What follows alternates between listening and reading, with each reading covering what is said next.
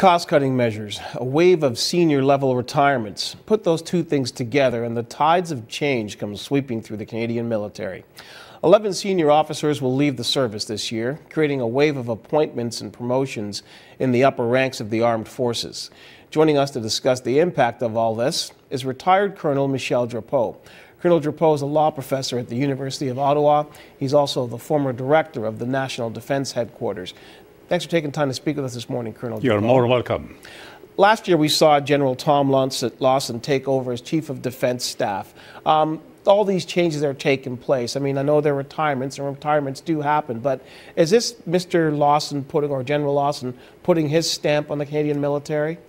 I think so, and I hope so. I say I hope so because when General Lawson was appointed, his predecessor, I think in an unprecedented manner, in fact, filled every one of the ranks, including his own deputy, the Vice Chief of the Defence Staff. He also promoted the Judge Advocate General, again unheard of, to a higher rank.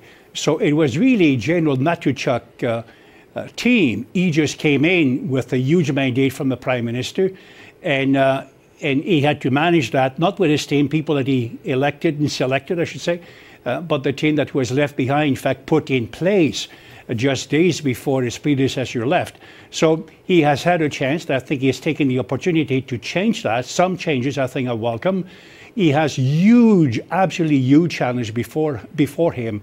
I practice in military law, and many of my clients, in fact, are military. So when I look at some of the problems I'm dealing with, I recognize some of the issues. Like there is an increase emphasis on public affairs, increased emphasis on military police, increased emphasis on military lawyers and so on, and at the same time there is an avalanche of grievances taking place. So from my perspective, looking in, there is some significant personal issues. The retention is a problem, and obviously he will have to have a new team to both decreases the expenditures that are taking place, manage a post-war issues, one of which is PTSD, and in addition to that, have a significant number of personnel problems. So he needs new blood, he needs new thoughts, he needs a new team, and he needs to put his stamp on it. So I wish him the best of luck. No doubt. I want to pick up on something you mentioned, expenditures. I think it was last fall that Prime Minister Stephen Harper made it clear that he wanted to see some sort of what was the phrase, administrative savings applied to the military in Canada. Is this what we're seeing now? That's why we're seeing all this change? I don't think it's what we're seeing now. In fact, we're seeing more bureaucracy than ever. We have in Canada more generals per capita than any other countries that I know of. We have 25% of our totally effective strength made up of officers.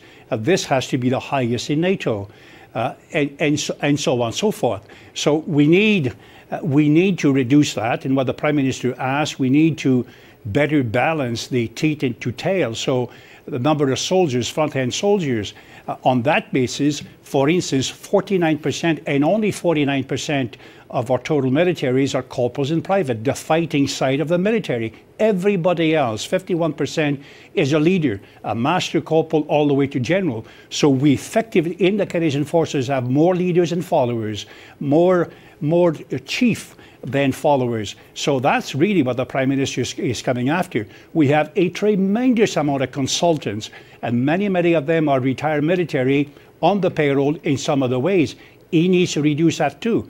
And if he needs to have a blueprint, and I'm certain he doesn't need to do that, is to look at the extraordinarily good report prepared by the former Chief of the Army, General Andrew Leslie, who provided many areas that should be looked at and should be reduced. There has been some positive aspect taken. For instance, just before he left, General Matuchuk reduced and amalgamated 3 of the operational command into a single command. That saves jobs and saves dollars, but it's only the beginning that has to be done. And General Lawson and his new team will have to move further.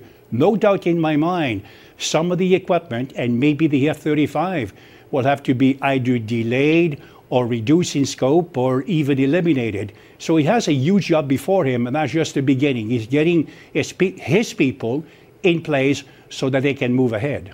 Well, Colonel Drapeau, let's take a look at the impact of all these changes and the potential changes to come. I mean, in the course of a year, we'll lose the head of the Army, the head of the Navy, and the head of the Air Force. That's the very people at the very top. That type of change has an impact. Absolutely has an impact. And you can well imagine that, let's take the chief of the Army. He will in turn make his own changes. The new man with a new broom will have a new chief of staff. He will probably want to have some of the commanders being changed. He will promote some, retire some, and so on. So it will have a knock-on effect. So the military now, post-war, will go through, they have gone through significant amount of changes over the past 10 years by the creation of new commands, the combination into a single command, and now major change at the top. And those major changes at the top, no doubt, that these new individuals, and they should, will want to have people that they are comfortable with, that they can rely upon, people that they want to bring along with them from where they have been. So the shake-up, all we've seen is the top of the iceberg. There will be more. All of that means that the base, and I'm talking about the corporals and privates and sergeants and warrant officers and captains, they will suffer the shocks and the change in, basic, as we say in the Army, great coats on and great coats off, because there will be change upon change upon change. All of this brings instability at the very time we need a steady hand on the tilt. So General Lawson, and I'm pleased to repeat it again, the best of luck to him, but he has a huge challenge. I think he is up to the challenge. I think his team is better shaped and better synchronized and harmonized to give him the kind of support he needs.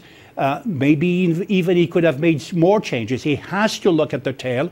And when I say the tail, does he really need all the grievances that he currently has, which occupies a tremendous number of the people, or should he personally get involved in the settlements of these grievances? I'm using this point because on Monday in the House of Commons, there'll be a bill that the Standing Committee on National Defence will look, and this bill aims at removing him from the chain of grievances, so he will no longer be aware what the corporals and privates are complaining about and what he, as the head of the forces, can do to make their life better and provide orders to change some of the policies.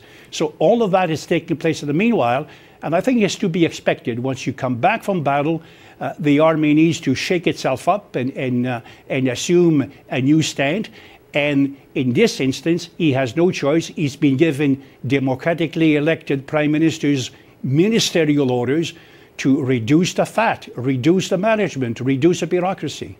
Well, if that old phrase, a new broom sweeps clean, means anything, we're certainly seeing it applied now. I think so. All right. Thanks for this, Colonel Drapeau. You bet. Thank you very much. You bet. That was retired Colonel Michel Drapeau joining us live from Ottawa.